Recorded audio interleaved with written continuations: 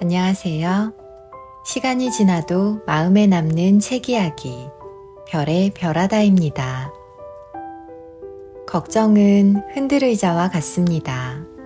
계속 움직이지만 아무데도 가지 않기 때문입니다. 다른 사람으로부터 전염되어 우리 마음을 끊임없이 흔들어 놓는 불안한 마음을 어떻게 멈출지 고민하지 마세요. 그건 마치 흔들의자에 앉아서 흔들림을 어떻게 멈출지 고민하는 것과 같습니다.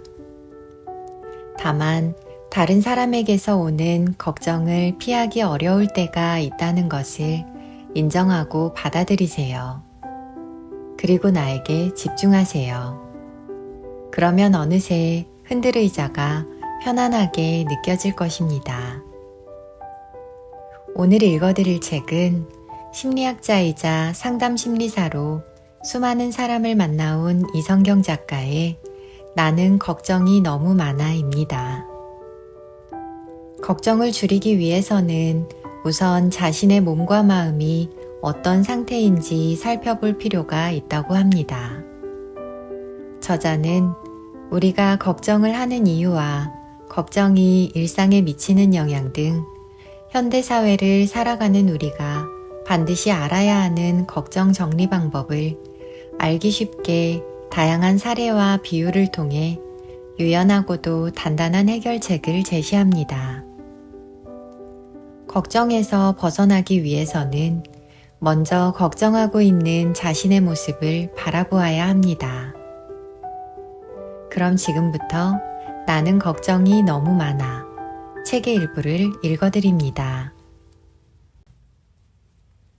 걱정도 습관이다. 미국의 철학자이자 작가인 앨버트 허버드는 인생에서 저지를 수 있는 가장 큰 실수는 실수할까봐 끊임없이 걱정하는 일이다 라는 명언을 남겼습니다. 100년도 더 된 명언이지만 걱정이 많은 우리에게 생각할 거리를 주는 말입니다. 실제로 사람들은 하루에 크고 작은 걱정을 몇 번이나 할까요? 미국 오하이오에 있는 신시내티 대학교의 2015년 연구에 따르면 성인 10명 중 2명은 하루에 무려 45번이나 걱정한다고 합니다. 이렇게 습관처럼 걱정을 많이 하는 이유는 걱정하는 것의 핵심 주제가 건강, 돈, 관계, 일처럼 삶에서 중요한 문제들이기 때문입니다. 누구라도 이 4가지 주제를 완전히 벗어날 수 없을 텐데 이 책을 읽고 있는 여러분들은 최근 어떤 주제에 대해서 가장 걱정을 많이 하고 계신가요? 우리가 처음부터 이 주제들에 대해 걱정하는 것은 아닙니다. 삶의 중요한 문제를 잘 해결하고 예측 불허의 상황들로부터 대비하기 위해 매일 끊임없이 생각하는 것부터 시작이죠. 그러다 보면 자신도 모르게 스스로 제어할 수 없는 감정과 생각들에 휩쓸려 큰 부작용을 겪게 되는 겁니다. 걱정이 습관이 되는 중요한 이유 중 하나는 바로 걱정하는 것 자체가 우리에게 좋은 영향도 주기 때문입니다.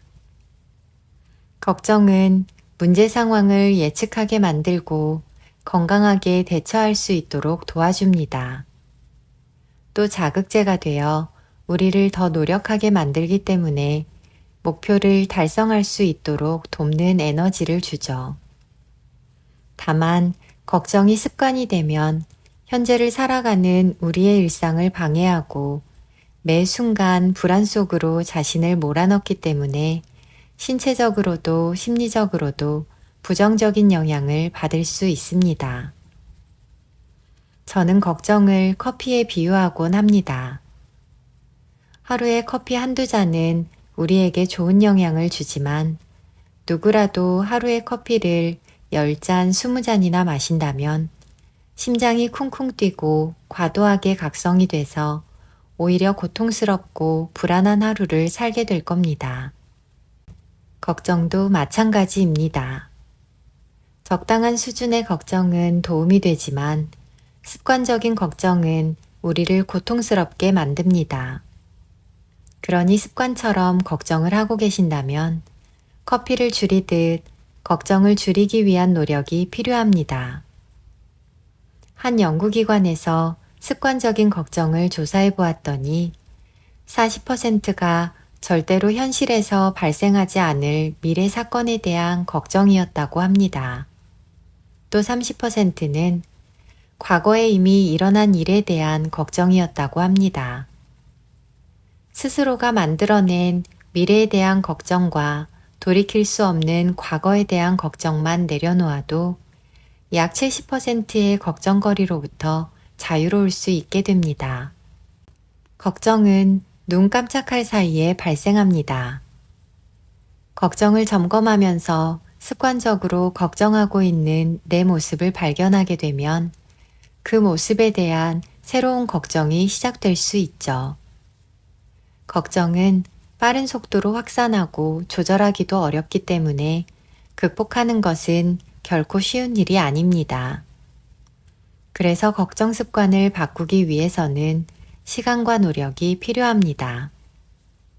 그럼에도 불구하고 걱정하는 습관을 극복한다면 반드시 더 건강하고 평온하며 행복한 삶을 살 수 있습니다. 그러니 해결할 수 없는 문제에 대해 걱정하는 것보다 해결할 수 있는 방법을 찾아내는 것으로 시선을 조금만 돌려봅시다. 그러면 그것은 걱정이 아닌 문제 해결을 위한 계획이 될 수 있습니다.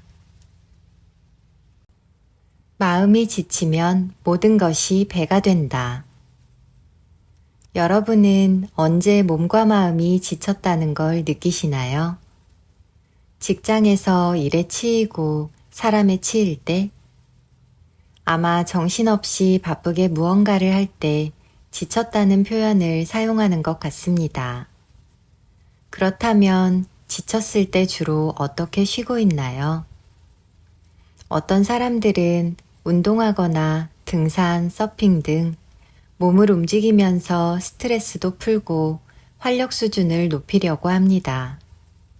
반대 성향의 사람들은 휴일에 작정하고 늘어지게 잠을 자고 못 본 예능이나 드라마를 몰아보기도 합니다.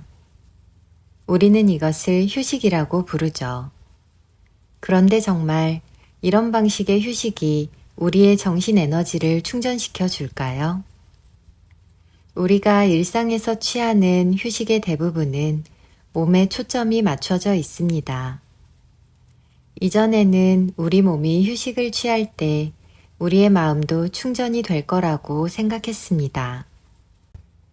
그런데 2001년 미국의 신경학자 마커스 레이클이 우리 몸이 쉴 때 우리의 마음은 분주하게 활동하고 있다는 뇌과학적 사실을 발견합니다.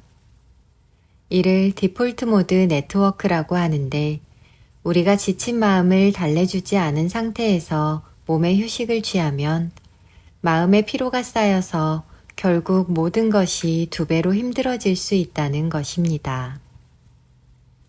마음이 지친 상태에서 회복하지 못한다면 일상생활의 모든 측면에 영향을 받습니다. 펜실베니아 대학교 스타브스키 박사의 연구에 따르면 마음이 지친 사람들은 일상에서 겪을 수 있는 스트레스에 더 많이 화를 내거나 우울해하거나 긴장을 하는 등 다른 사람들보다 민감한 반응을 보인다고 합니다. 화를 감내할 힘이 부족해서 내 안에 담아두고 처리하지 못하기 때문에 밖으로 분출하는 것입니다. 특히 마음이 지쳤을 때는 인간관계에도 많은 영향을 줍니다. 지친 마음으로는 다른 사람의 의견을 충분히 수용하지 못하게 되니 관계에 부정적인 영향을 미치게 됩니다. 그래서 저는 고민과 걱정을 쏟아내듯 털어놓는 내담자에게는 별다른 조언을 해주지 않습니다.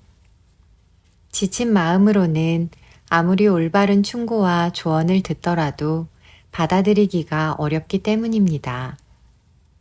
그저 같이 있어주고 마음이 얼른 회복될 수 있도록 위로와 용기의 말을 전해줄 뿐이죠. 지금 몸과 마음이 어떤 상태인지 한번 살펴보세요. 몸은 지쳤지만 마음은 활력이 있을 수 있고, 반대로 몸은 건강하지만 마음은 공허하거나 복잡한 고민과 걱정거리 때문에 주저앉아 있을 수 있습니다. 당연히 두 영역 모두 건강한 것이 좋습니다. 두 영역에 필요한 것들을 잘 챙기고 있는지 확인해 봐야 합니다. 몸의 휴식을 위해서는 충분한 휴식과 수면, 규칙적인 운동과 건강한 식습관처럼 생활 습관과 관련된 부분이 잘 이루어지고 있는지 점검하고 개선해야 합니다. 마음의 휴식을 위해서는 심호흡이나 호흡에 집중하는 호흡 명상, 생각을 알아차리고 툭 내려놓는 마음 챙김 명상, 이타성을 높이고 내 마음을 보호하는 자기자비 명상과 같은 방법들이 좋습니다. 세상을 살아가다 보면 몸과 마음이 지치는 때가 반드시 옵니다. 그럴 때는 잠시 멈춰서 작은 상처들을 돌봐주세요. 멈춰있는 순간에는 주변보다 뒤처지는 것처럼 느껴져서 걱정될 테지만 마음을 돌보는 시간은 꼭 필요합니다. 세상에서 가장 빠른 모터스포츠 F1 경기에서도 자동차를 정비하는 시간이 여러 번 주어집니다. 그렇지 않으면 더 큰 문제가 발생해서 정비 시간이 몇 배로 더 필요하게 될 겁니다. 그러니 용기를 내어 수시로 멈춰서서 내 마음을 바라보고 돌봐주세요. 그렇게 해도 괜찮습니다. 1년 후의 시점에서 바라보자. 걱정하는 습관에서 벗어나기 위해 생각을 정리하는 것은 지금 이 세상을 살아가는 우리에게 너무나 필요한 기술입니다. 사람들은 가끔 걱정 과부하 상태에 빠지게 되면 머리를 식힌다는 이유로 바람을 쐬러 나가거나 운동하면서 기분 전환을 시도합니다. 하지만 간단한 기분 전환으로는 근본적인 걱정 과부하 상태를 바꾸기가 쉽지 않습니다. 걱정거리를 두고 진지하게 생각을 정리하는 것도 쉽지 않은데 거기에 더해 걱정에 진지하게 묻어있는 감정을 경험하며 마음이 흔들리거나 너무 빠른 결론에 이르러 나중에 후회하는 경우도 생길 수 있습니다. 이러한 상황을 방지하기 위해서는 3가지의 걱정 정리 기술을 적절하게 사용하는 것이 중요합니다. 첫 번째, 머릿속에 들어있는 걱정들을 분류해야 합니다. 분류할 때 기준은 여러 가지가 있을 수 있는데 과거, 현재, 미래의 시간 순서로 분류할 수 있고 또는 일상 속 사소한 걱정, 현재 중요한 걱정, 인생의 중대한 걱정과 같이 크기 순서로 분류할 수 있습니다. 이렇게 명확한 기준점을 두고 걱정을 분류했다면 실제로 노트에 적어 옮기는 작업을 해야 합니다. 머릿속에 걱정을 머금고 있으면 어느새 머릿속이 복잡해지고 내가 이렇게나 걱정을 많이 하고 있었단 말이야 같은 또 다른 파생 걱정이 생길 수 있기 때문입니다. 두 번째, 걱정거리가 어느 정도 조직화되었다면 성급하게 해결책을 마련하려고 하지 않아야 합니다. 인간은 걱정거리를 빨리 해결하고 안정된 상태가 되고자 하는 기본 욕구가 있습니다. 이에 휘둘리지 말고 가능한 한 천천히 다양한 시각에서 해결책을 찾아야 합니다. 해결책을 꺼내는 과정은 비주얼 싱킹을 추천합니다. 글로 적는 것을 기본으로 하되 그림, 도형, 색상 등을 이용해 시각적으로 표현하면 복잡한 걱정거리가 깔끔하게 정리될 수 있고 또 이런 과정을 거치면 미래에 후회하지 않는 적절한 결론을 내리는 데 도움이 될 수 있습니다. 세 번째, 걱정을 분류하고 조직화한 후에 해결책까지 정리가 되었다면 1년 후의 시점에서 그 해결책이 얼마나 효과적일지 생각해 보아야 합니다. 1년 후의 시점에서 바라보는 것은 몇 가지 이점을 가지고 있습니다. 먼저 지금 하는 걱정의 크기가 작아 보이게 되고 또 감정적인 영향에서 벗어나 중립적인 마음으로 걱정을 바라볼 수 있습니다. 특히 난 절대 이 걱정에서 벗어날 수 없을 거야 와 같은 지금 가지고 있는 걱정에 대한 고정관념이나 선입견에서 벗어나 조금 더 개방적이고 유연하게 생각할 수 있게 됩니다. 걱정을 다루기 위한 3가지 정리 기술 중 가장 중요한 것은 바로 3번째, 1년 후의 시점에서 바라보는 것입니다.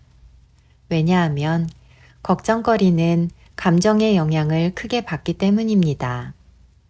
사소한 걱정거리라면 감정의 영향을 적게 받아 지금의 시점에서 정리할 수 있지만 걱정거리가 중요해질수록 감정의 영향을 크게 받기 때문에 지금의 시점에서는 생각을 정리하기가 어려워집니다.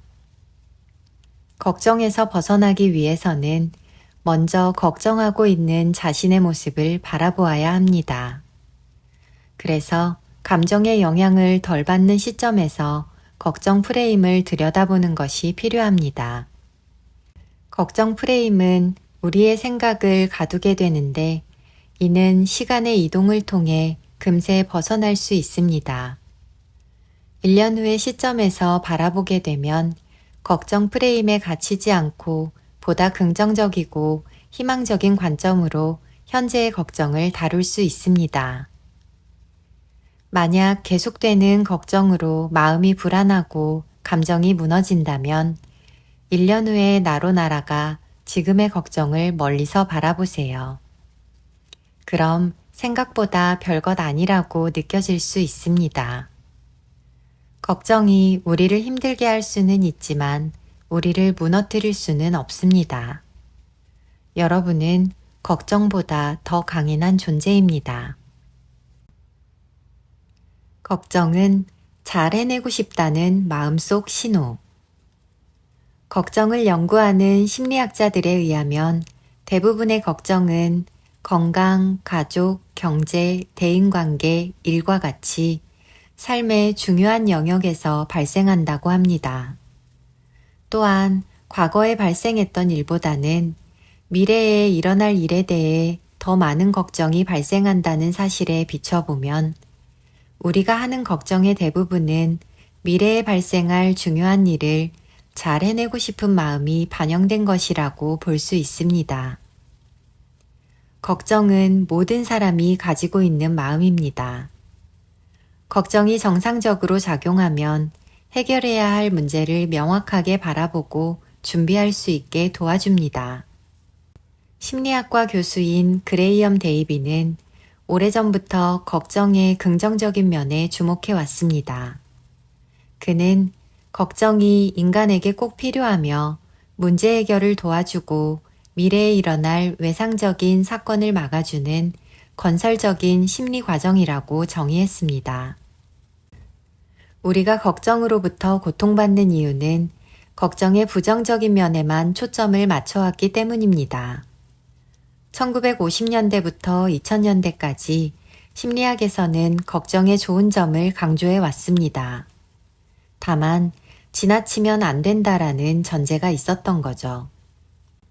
우리가 지나치게 걱정하는 이유는 미래에 발생할 중요한 일을 지나치게 잘하고 싶어 하기 때문입니다. 누구라도 중요한 일일수록 더 잘해내고 싶은 마음이 드는 건 당연합니다. 다만 그 마음이 걱정될 만큼 커지지 않도록 관리하는 것이 중요합니다. 심리학자들은 오랜 시간 연구를 통해 지나치게 걱정하는 사람들의 3가지 유형을 발견했습니다. 첫 번째는 불확실한 상황을 특히 못 견디는 사람입니다. 미래에 펼쳐지는 삶은 누구에게나 불확실합니다. 그렇지만 기질적으로 또는 성격적으로 인내력이 부족한 사람들은 다른 사람보다 불확실함을 견디는 것이 힘들어서 그 자리를 걱정으로 채우게 됩니다. 걱정하는 순간에는 불안함에서 잠시 자유로워질 수 있기 때문입니다. 하지만 근본적인 해결책은 아니기 때문에 계속해서 걱정할 수밖에 없습니다. 두 번째는 걱정을 과도하게 좋게 생각하는 사람입니다. 걱정이 문제 해결에 도움을 주는 것은 사실이지만 이 사람들은 더 나아가서 걱정하면 미래의 부정적인 사건을 막을 수 있다고 강하게 믿습니다. 걱정과 상관없이 재앙은 쉽게 일어나지 않습니다. 그런데 이 사람들은 미리 걱정을 한 덕분에 재앙을 피해갔다고 생각하므로 다음에도 재앙을 피하려고 걱정합니다. 고대 원주민들이 비가 올 때까지 기우제를 지낸 것과 다를 바 없이 끊임없이 걱정하는 개미지옥에 빠지는 겁니다. 세 번째는 문제를 해결하는 데에 계속해서 어려움을 겪는 사람입니다. 이 사람들은 문제를 풀 능력이나 기술을 충분히 갖고 있음에도 불구하고 문제를 맞닥뜨리면 얼어붙어서 제대로 해내지 못할 것으로 생각합니다. 결과에 대해서도 미흡한 부분에 초점을 맞추는 특징이 있었습니다. 심리학에서는 이를 비합리적인 생각이라고 합니다. 결국 지나친 걱정을 관리하기 위해서는 첫째, 인생은 원래 불확실하다는 것을 인정하기.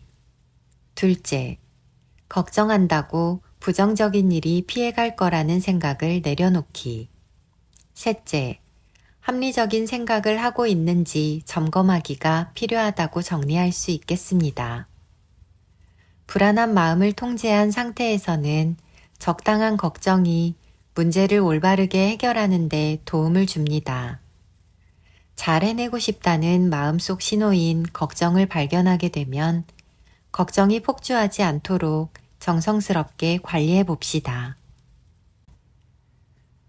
걱정이 태도에 담기지 않도록 2020년 중국 최대 심리상담 플랫폼 레몬심리가 지은 기분이 태도가 되지 않게가 국내 베스트셀러가 되어 큰 히트를 칩니다. 사람들은 제목을 보고 기분이랑 태도랑 도대체 무슨 차이가 있는 걸까? 라며 이 둘의 관계성에 대해 다시 한번 생각해 봅니다.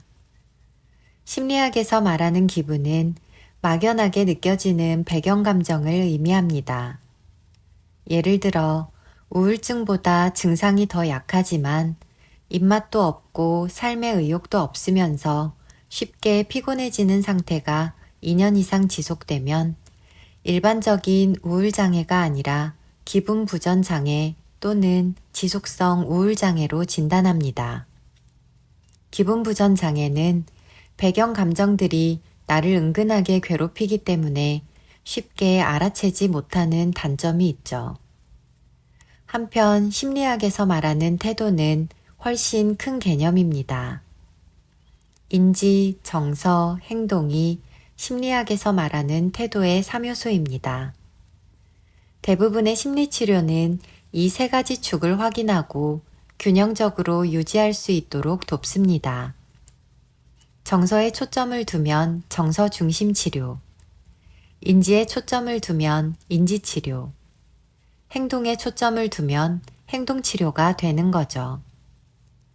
기분이 태도가 되지 않게라는 말에 숨어 있는 의미는 우리의 배경 감정인 기분이 생각과 행동을 잡아먹게 놔두지 말라는 경고입니다. 그래서 기분이 안 좋을 때 미묘한 배경 감정을 발견할 수 있도록 다음의 세 가지를 먼저 점검해 보라고 합니다. 밥은 제대로 먹었는지, 잠은 제대로 잤는지, 운동을 조금이라도 하고 있는지. 그렇다면 우리의 주제인 걱정은 인지, 정서, 행동 중 어디에 해당할까요? 정답은 바로 인지입니다. 태도의 3요소에 따르면 걱정이 많은 사람들은 인지의 축이 과도하게 팽창하면서 다른 축을 무너뜨리게 됩니다. 걱정에 관한 생각 때문에 부정적인 감정을 경험하게 되고 수면상의 문제나 일상생활 속 불안을 겪게 되는 겁니다. 어떻게 해결할 수 있을까요? 방법은 위의 언급과 같습니다. 태도의 3요소 중 인지적 요소가 과도하게 기능하고 있는 것은 아닌지 확인한 후 균형을 맞추도록 노력하면 됩니다. 걱정은 한 가지 특이한 점이 있습니다. 여러 상황에 대해서 다양하게 걱정을 하는 것이 아니라 하나의 걱정을 반복적으로 하며 걱정하는 자신의 모습에 대해 또 걱정하는 메타 걱정도 있다는 것입니다. 메타 걱정은 상위 걱정이라고도 부르는데 예를 들어 커피를 옷에 살짝 쏟았다면 아이고 얼룩 생기면 안 되는데 하며 걱정할 수 있습니다. 이때 상위 걱정을 하는 사람은 난 이런 사소한 것 가지고도 왜 맨날 걱정할까? 정말 구제불능이네 하며 걱정에 대해 걱정하게 됩니다. 감정적 요소는 우울한 건지 불안한 건지 화가 나는 건지 겉으로 드러나기 때문에 다소 미묘하더라도 발견할 수 있습니다. 하지만 몸으로 바로 느껴지지 않는 생각을 발견하는 것은 상당히 어렵습니다. 그래서 꼬리에 꼬리를 무는 걱정을 멈추려면 체계적인 연습이 필요합니다. 이에 제가 멘탈 케어 강연에서 소개하는 슬로우 기법을 안내해 드리고자 합니다. 첫 번째 S는 스톱입니다. 모든 것을 다 멈추는 것입니다. 모든 것을 멈춘다는 것은 24시간 돌아가는 공장이 정전으로 인해 갑자기 조용해지는 것 같이 파격적인 멈춤을 의미합니다. 그리고 멈추기 위해 가장 좋은 방법이 심호흡입니다. 지금 당장 눈을 감고 심호흡을 해보세요. 그리고 머릿속 켜진 불을 다 끄는 것처럼 멈추는 느낌을 느껴보세요. 두 번째 L은 라벨링입니다. 라벨링은 이름을 붙이는 것입니다. 지금 무엇을 걱정하고 있는지 걱정에 이름을 붙여주는 것입니다. 비가 올까봐 걱정하고 있음. 시험을 망칠까봐 걱정하고 있음. 이렇게 이름을 붙여주게 되면 생각과 내가 분리됩니다. 걱정거리로 휩싸여 있던 내 존재가 다시 드러나는 것이죠. 생각은 생각일 뿐 내가 될 수 없습니다. 나는 걱정 덩어리가 아니라 자신을 걱정 덩어리라고 생각하는 건강한 존재입니다. 세 번째 O는 오픈 마인드입니다. 열린 마음으로 걱정의 좋은 점을 생각해 보는 것입니다. 대부분의 연구 자료를 찾아보면 걱정의 부정적인 면을 이야기하기 전에 걱정의 장점에 대해 먼저 언급합니다. 걱정은 부정적인 결과를 대비하게 도와주고 동기를 부여하는 긍정적인 면이 있습니다. 따라서 마음을 열고 지금 하는 걱정에 좋은 점이 무엇인지 찾아보세요. 비가 올까봐 걱정해서 작은 우산을 챙겼음. 시험을 망칠까봐 걱정해서 오늘 영어 단어 30개를 외웠음.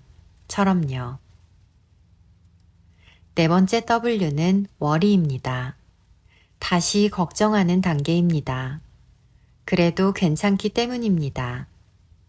우리는 떠오르는 생각을 완벽히 통제할 수 없습니다. 그래서 누구라도 걱정 없는 삶을 살 수는 없습니다. 다만 걱정과 친구가 될 수는 있겠죠. 그러니 걱정 없는 삶을 기대하기보다는 다시 마음 편히 걱정하세요. 다시 밀려드는 걱정으로 인해 고통스러울 것 같으면 첫 번째 단계 S로 돌아가기만 하면 됩니다. 언제든 필요하다면 슬로우 기법을 따라하세요. 멈춰서 호흡하고 이름 붙이고 좋은 점을 찾아보세요. 이 반복되는 과정이 걱정이 태도에 담기지 않도록 도와줄 거예요. 오늘 준비한 책 이야기는 여기까지입니다. 자신의 삶을 어떻게 살아야 할지는 결국은 자신이 정해야 합니다. 여러분은 힘 있는 사람입니다. 그리고 매 순간 변화하고 성장하는 존재입니다. 여러분의 잠재력을 저는 믿습니다. 더 나은 삶을 여러분 스스로에게 선물하세요. 그리고 한가득 행복하세요. 여러분은 가장 크고 깊게 행복할 권리가 있습니다. 오늘도 응원합니다.